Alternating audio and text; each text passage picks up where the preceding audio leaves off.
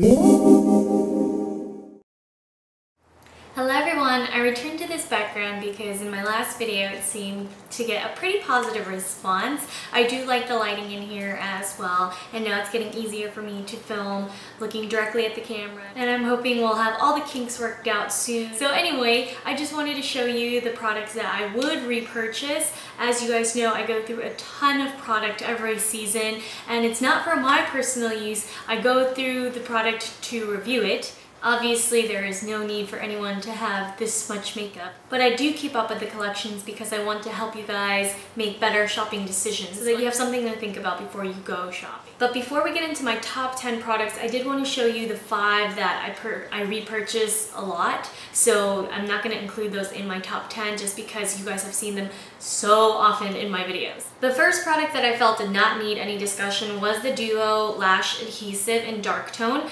Now, I have purchased this several times over, and even though this glue is not perfect, it's still the one that I can still wear without irritation. The larger tube from Sephora, the one that costs $15 I believe, that one irritates my eyes. For some reason it just makes my eyes tear and weep, but the smaller version that I get at CVS does not cause any issues. So I don't know what it is. It might be a discrepancy in the quality control, but I do really love this eyelash glue. Now for my mascara, which is Lancome's Hypnous Drama Waterproof. This is my #1 mascara. I cannot live without this. It gives the perfect amount of curl hold for me. It never ever smudges. Some waterproof mascaras do smudge, but this one does not. I wish it gave me a little bit more length, but I'm really happy with the product overall, and that's why I purchased it at least a dozen times now.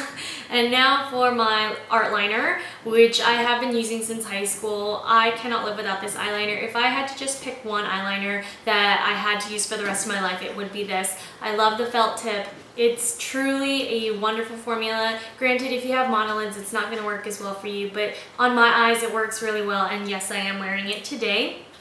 Next, I have my Shiimura Lash Curler. I have this in gold, I have it in silver. The gold is a limited edition color, so if you do want it, you have to go to their website right now and purchase it because it's usually not available all year round. I've tried several lash curlers, including Trish McAvoy, Le Métier de Beauté, Revlon, Sephora, as well as Shiseido, and still the Shiimura tops them all. So that's why I keep going back to that one. And last but not least, I haven't purchased this one again in the same color, which is 320 Bisque, but the Lancome Tint Idole Ultra 24-Hour Wear Foundation is my holy grail foundation, and I have this in multiple colors, so I still included it. I just think that this foundation works so well on normal skin. You can build it up to full coverage with 2 pumps, and it looks really natural still because it's a semi-matte finish. So it's not completely mattifying like the YSL Tint Resist. Of course, it won't be as matte on oily skin, but I do find that this lasts really well. So without any further ado, let's get into my real top 10. And these are products that may or may not surprise you, but I'm going to start with a product that isn't a surprise.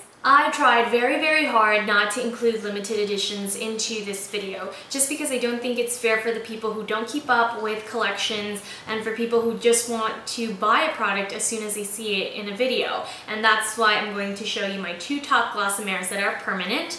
This one is number 165 in Volupte, I believe. This recently launched, I think earlier this summer, but it is a Glossomer without shimmer, and I'm wearing it today on top of one of the new Rouge Allures, and I adore this lip gloss. It is peach. It doesn't apply as peach as it shows up in the tube, but on top of a peach lipstick like the one I'm wearing, the peach tones are more apparent. So I really love how moisturizing Glossomers are. I have ultra sensitive lips, and everyone underestimates how sensitive my lips are. So many products make them peel, and still Glossomers are the one go-to for me. I can always rely on these glosses to help the condition of my lips and make them feel more comfortable and more hydrated after wearing them. So even though they are expensive and people always complain that they're not pigmented enough, I don't really care about that because the formula is what makes it for me. Now, when I do want something more shiny, more visible, then I wear the 108 Constellation Gloss, and every time I wear this in a video, somebody asks me about it, and I wear it pretty often, so I just wanted to talk about it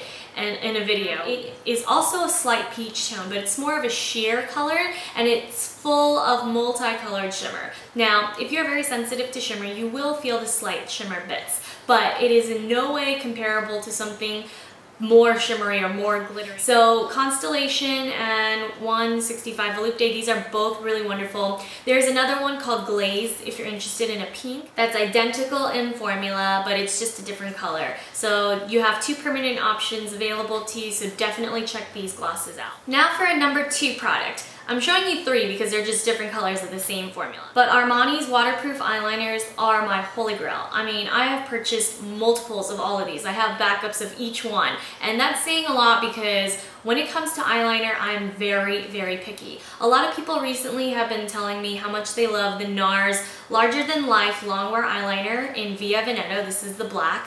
And I tried this yesterday, and though I don't want to pass judgment already, this is in no way comparable to the Armani pencils. This eyeliner smudged on me after maybe 3 hours, and then after the first hour of wearing it on my waterline, I could see it smudging all along the top of my concealer. So this eyeliner pencil does not work for me, and if you have oily skin, I don't know how well it would work. Miss Glamorazzi, Ingrid, for those of you who watch her channel, really likes this pencil, and she has oily skin, but she did say that this one does smudges on her at the end of the day, but for me, even after 3 hours, I saw smudging and I don't have oily skin.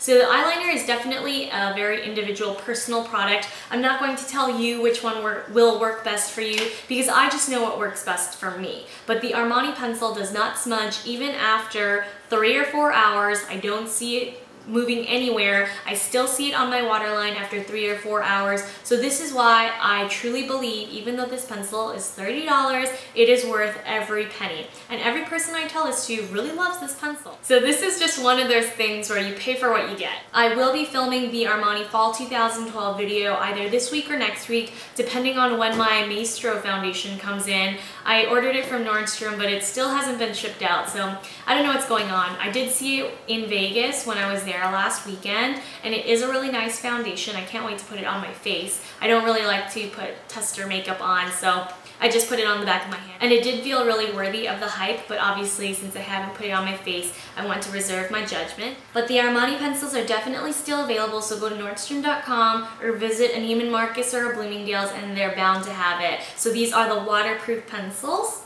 Now for powder. I have 2 powders because that's how passionately I feel about these 2. I love powder foundations, but the odds are I like to wear a pump or 2 of liquid foundation and set with a sheer powder, not a powder foundation. A lot of times I'll wear a powder foundation alone in the summer, but you know, usually throughout the year I wear, again, a pump or 2 of liquid foundation and set with a powder, and it's usually these 2. I first ran into Cargo's pressed powder in 30, and I had loved this. But the problem with the Cargo pressed powder is that between shades 20 and 30 is a huge jump. 20 is much too light for me, and 30 is just the right color at the edges of my face. So then I decided to try the MAC Mineralized Skin Finish Natural and Medium Plus. And this one was perfect for the center of my face, but it was too light for the outside. So then I realized that this one, Medium Plus, was just a touch lighter than 30, but this was not as light as 20 in the Cargo range. So I put these 2 together, and that's the powder combination I'm wearing today. And this is my perfect holy grail. Even if I tan a little bit, even if I get a little bit lighter, these still work. I'm very reluctant to try MAC face products because generally they break me out. I'm between MAC NC25 and NC30 now. I feel like I'm always stuck between those 2 colors. I really love these 2 powders. They're not as good for oily skin, I feel, but they will still last. It's just that they're ideal for normal skin. So I love these 2 and I highly recommend them. Next is my Bobbi Brown concealer. She recently reformulated this concealer to be more dense and less creamy so that you can use less product but still maintain the same amount of coverage that you used to get with her older concealer. I love the minimal packaging. It's really small and easy to carry, and you can toss it into a bag if you like to touch up your concealer during the day. The nice thing about the newly formulated concealer is that I can use it on my blemishes. In the past, Bobbi Brown's concealer was a little bit too fluid to put on my spots, but I really love how I can use this all over the face.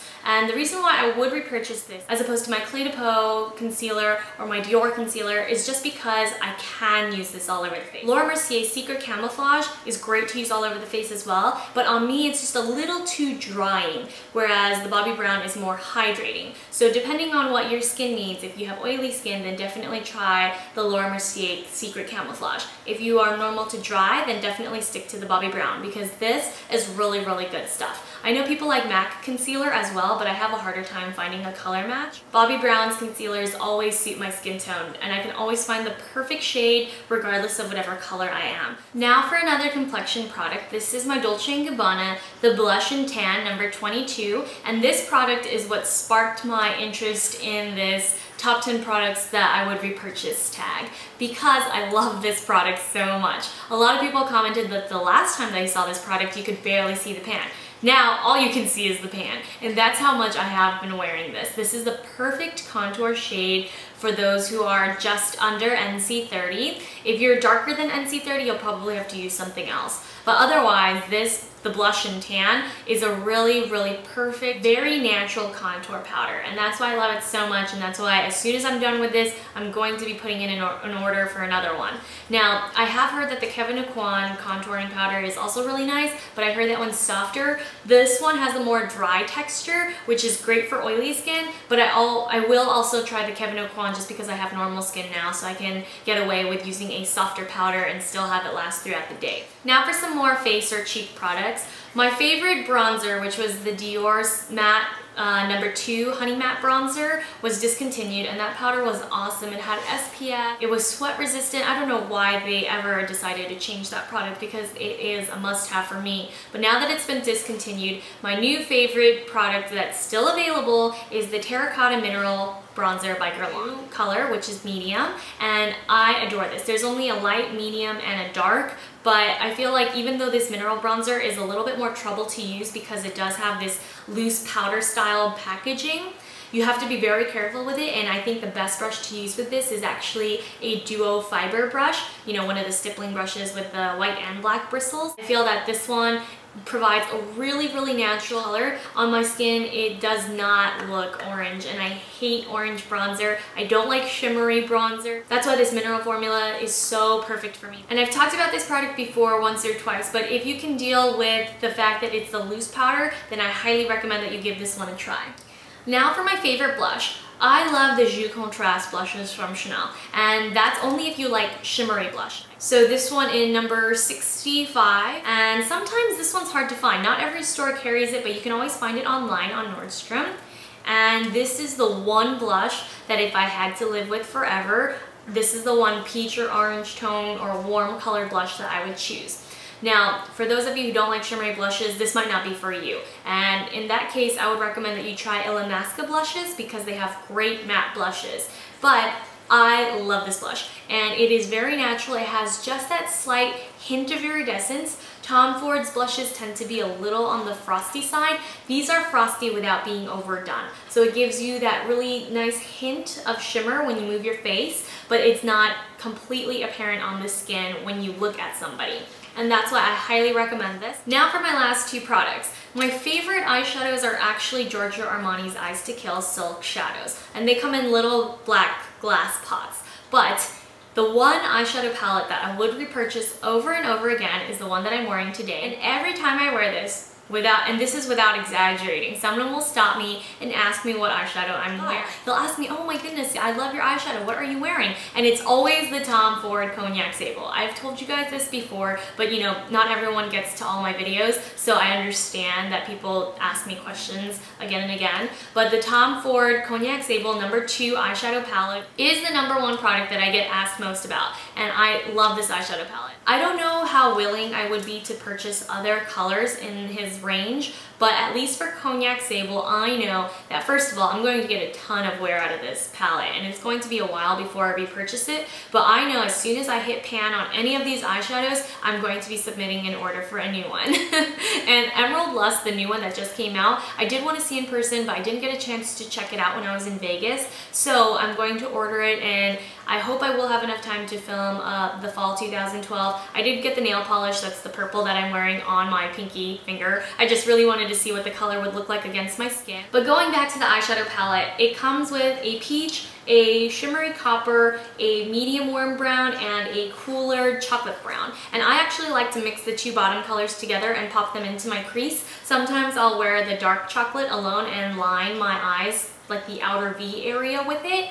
But then the peach and the copper are definitely the standouts in this. I wear the peach all over and then I top with the copper on my lid. Now some people do complain that there's not enough pigment or that they feel like the shadows aren't worth the money, but I think by ounce, Temptalia.com was saying that they're actually not too expensive, that they are competitive in pricing. It's just the sticker shock of the first purchase that really gets you. But I've had this eyeshadow quad for a while now, since the line first launched, and it doesn't even look like I've made a dent in it, and I wear it pretty often. So I know that this is worth the investment. So if you guys are interested, if you're you have similar coloring and you like the way this eye makeup looks, then definitely give this one a try. And last but not least, I have tons of lip product, and that's because I love lipstick, I love lip gloss. I've already talked about my Chanel Glossimeres, which are my absolute favorite, but I did want to talk about a lipstick today. And as much as I love my Giorgio Armani, Rouge d'Armani's, and Rouge d'Armani sheers, I had to talk about the YSL Glossy Stain. And this is the product that I'm going to end this video with because this product is so phenomenal. Now, other people don't like the way that this gloss thickens up on the lips. Previously to this YSL Glossy Stain, the Armani Gloss d'Armani had a very similar formula, except it's a gloss, whereas this one is a stain lipstick as well as a gloss. It is 3 products combined in one because I get the color of a lipstick, the staying power of a stain, as well as the glossiness of a gloss. And that's why I would repurchase any of these shades. Now, my favorite is number 9 because I feel a red lipstick should really stay put. And add lip liner and all that, go through all that trouble just to wear a red. I feel that kind of discourages me in real life. Not just, for filming a video, of course, that's not even a given. Of course, I would love to show you guys how to do that if you're interested. But in my real life, I am very low maintenance when it comes to especially lip products. And it's not very often that I'll want to wear a red, but if I do, then it's definitely going to be number 9. And this is a really bright, gorgeous red. I know I haven't swatched many of the products just because I have used some of them before in videos, but as you can see, number 9 is a very bright red. It's beautiful on the lips, it stains, and after the gloss fades, the color does not fade unevenly. And that's the question that I get asked a lot, how does the color look after the gloss goes away? And let me tell you, if you can handle the scent and the gummy texture of the gloss after it first sets, then this product is definitely worth a try. I know it's not everyone's cup of tea, and it's more of a hit or miss product with a lot of people, but for me, it's a total hit, and I cannot live without this stuff. So anything that I showed in the video today, I'm absolutely in love with. I wouldn't have showed it otherwise. But if you have any further questions, please feel free to leave them down below in the comments and I'll try to get back to you guys as soon as possible. As always, everything that I'm wearing on my face and what I've done with my hair, my shirt, jewelry, everything is always listed on my blog, RAEview.com, and I have posted a link down below, the very top link. That's the one that will take you to everything that I'm wearing in this video. So thanks so much for tuning in, everyone, and I hope this was somewhat enlightening. Again, I go through a ton of product all the time. I constantly feel like I'm trying something new to review, but these are the products that I always go back to, and these are the ones that I would go out of my way to spend my money on again. So thanks so much for tuning in, and I'll see you all very soon. Bye!